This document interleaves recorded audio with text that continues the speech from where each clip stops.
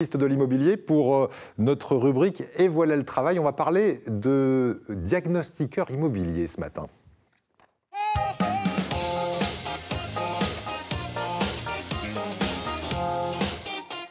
Et pour évoquer ce sujet, Sébastien Vidal, notre spécialiste en immobilier, venu de Nice, accompagné d'Anne Queneut, fondatrice de la société Diagnostic Facile. Bonjour Anne, merci d'être avec nous. On va, juste avant de vous parler à tous les deux, regarder comme chaque jour le portrait d'un diagnostiqueur. Alors c'est quelqu'un qui s'est reconverti. Ça arrive souvent la reconversion dans ce métier. On va voir pourquoi il s'est reconverti et puis juste après, on découvrira votre parcours à vous et puis la formation. Regardez. Bonjour Marion. Vous allez bien? Bien et vous? Ouais, très bien, avec la vitre, c'est top. C'est ça. L'appartement? Ouais, de Victor Hugo. Ok, puis oui, je cherche. Merci. Jean-Louis Kersac, j'ai 54 ans et mon métier, c'est diagnostiqueur immobilier.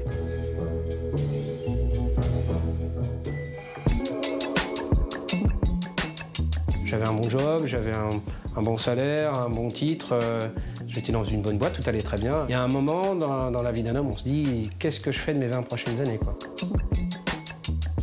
En discutant avec des gens qui sont dans l'immobilier à l'époque, me disaient « mais tiens, diagnostic, c'est technique, ça demande de la rigueur, ça pourrait bien correspondre à ce que tu sais faire. »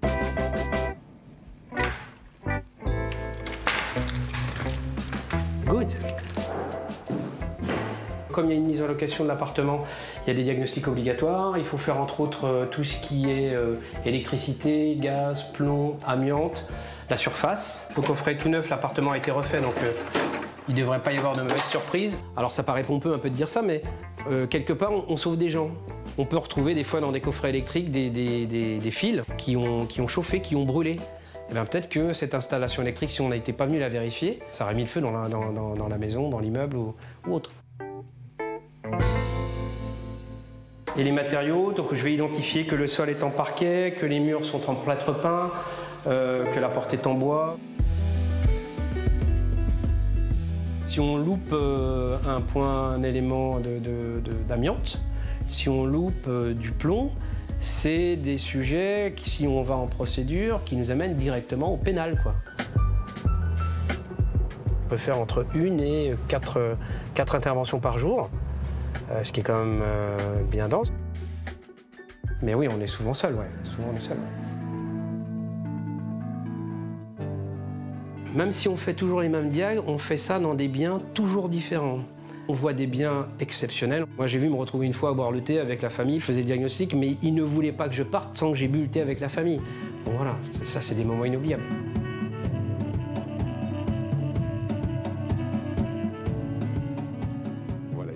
Moment inoubliable dans son métier, ce monsieur. Anne Queneut, alors vous êtes la fondatrice de Diagnostic Facile, donc c'est une entreprise qui emploie combien de personnes aujourd'hui? Aujourd'hui, 4 collaborateurs sur le secteur des Alpes-Maritimes. Bravo. Pourquoi vous avez choisi ce secteur, vous, de métier, diagnostiqueur immobilier? Bien, c'est un métier pour lequel il faut avoir quand même une valeur importante qui est celle de l'indépendance et de l'impartialité, puisqu'en fait, le rapport de diagnostic qui est rendu a pour mission de donner une information qui soit le plus impartiale total. Donc vous êtes indépendante et impartiale. C'est pour ça que vous avez choisi ce métier. Absolument. Quelles études vous avez suivies précisément, vous? Eh bien, écoutez, aujourd'hui, pour être diagnostiqueur immobilier, il faut avoir une formation dans les métiers du bâtiment, avec notamment un bac+3 dans les métiers du bâtiment. Pour ma part, puisque j'ai démarré ce métier il y a déjà maintenant 20 ans, je me suis formée au fil de l'eau, au fil de la réglementation qui a évolué dans le temps. D'accord, donc on en apprend tous les jours et j'imagine que ça évolue tous les jours aussi, ce métier, on le verra ensemble sans doute. C'est quoi la journée type de travail? C'est une journée qui ne ressemble pas à une autre, c'est très diversifié? Absolument, on ne s'ennuie pas dans le diagnostic immobilier puisque nous faisons un métier de service et donc c'est un métier qui nous permet de bouger, d'être aussi parfois au bureau pour rédiger les rapports. C'est un métier vraiment qui nous permet de bouger, dans lequel nous sommes toujours en mouvement. Voilà, donc c'est ce qui vous plaît, le mouvement dans cette activité, clairement.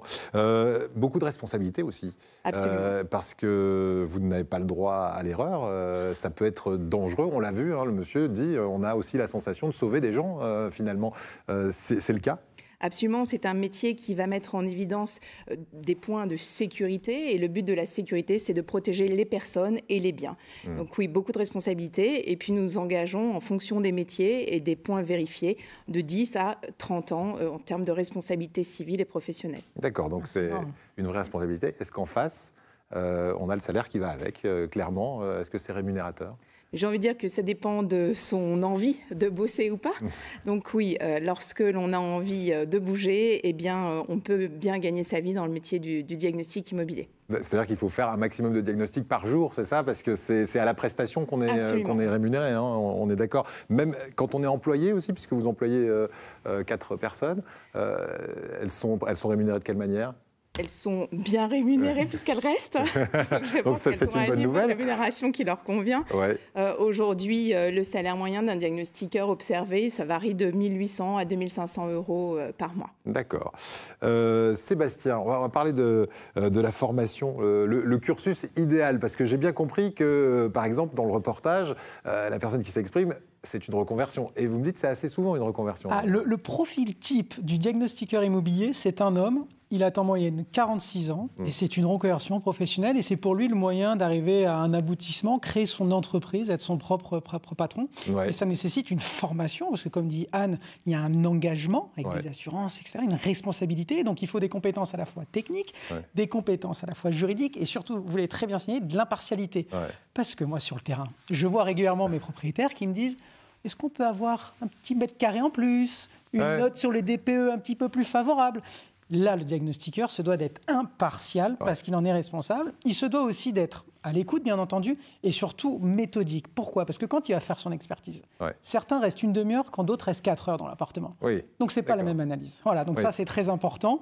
Et voilà, et effectivement, c'est un rôle très, très important que les propriétaires ont du mal à comprendre. Sur le terrain, je le vois, les propriétaires ont du mal à comprendre l'importance du diagnostiqueur. Oui, donc il a son importance. Là, comme on le disait, dans la revente, par exemple, d'un bien immobilier, on est obligé de passer par un diagnostiqueur. Donc, il y aura toujours du travail. Est-ce que c'est un secteur en tension, du coup? Exactement. C'est un secteur en tension. Pourquoi? Parce que, Anne me le confirmait tout à l'heure, 30% d'ouverture en plus des cabinets de diagnostic immobilier.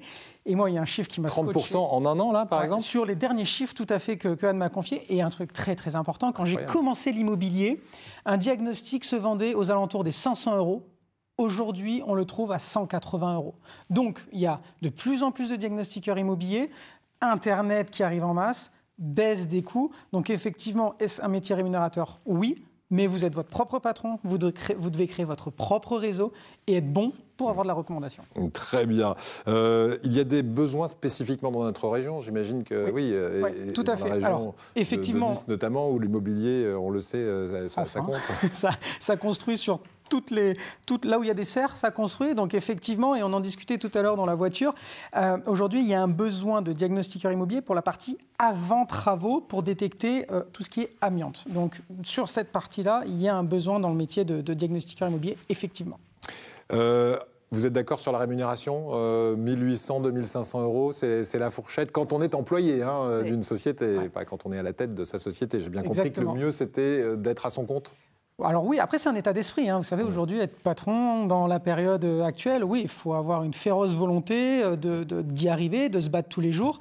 Et le panier moyen, on est aux alentours des 250 €, un diagnostic immobilier. La marge est faible, donc il faut en faire beaucoup. Donc il ne faut pas compter ses heures, mais oui, c'est rémunérateur et surtout le plaisir d'être libre. D'accord. Voilà. Pourquoi la marge est faible? Parce que finalement, il n'y a pas besoin de produits. Eric, est-ce que vous savez combien coûte une machine pour analyser le plomb? C'est ça? C'est de 15 000 à 20 000 € hors taxe. D'accord, il faut amortir. Quand même investir au départ. Et du matériel. Les assurances. Oui, parce que moi j'ai l'impression qu'il y avait besoin de quelques petits accessoires, mais finalement, oui, à 15 000 € les machines, il faut arriver effectivement. Et les assurances à faire du chiffre. Très très cher également. Merci beaucoup en tout cas à tous les deux de nous avoir présenté ce métier. Passionné, vous restez convaincus et ça continuera. Merci à vous deux.